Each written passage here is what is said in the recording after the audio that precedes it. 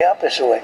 So you're saying you didn't break your promise, and yet, Mr. President, in your first term, you held to that promise, and it was so fundamental to who you were as a candidate to a first-term president.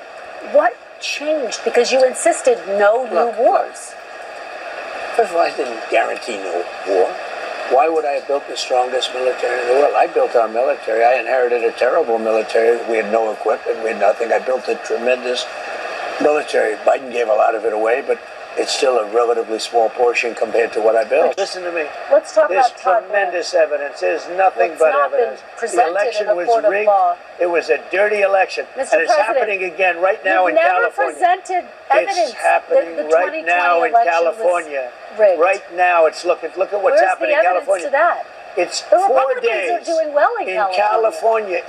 No, they're not. They're dropping fast because it's a rigged election. Let me tell you, it's 4 days, and they aren't even close to coming up with it. That's how they count. You know why they're doing that? California. Because they're cheating on the election. Do you have evidence to support all that? I have to do is look. All I have to do is look. That's not evidence.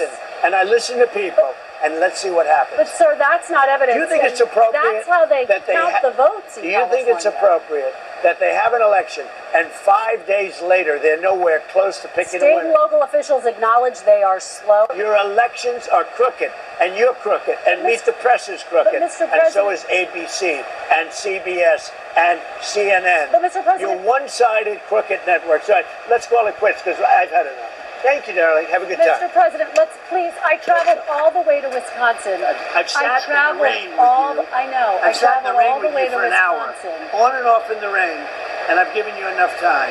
You ought to straighten out your press because you know what? A country can never be great with a dishonest press. Listen, we traveled all the way to Wisconsin for this interview.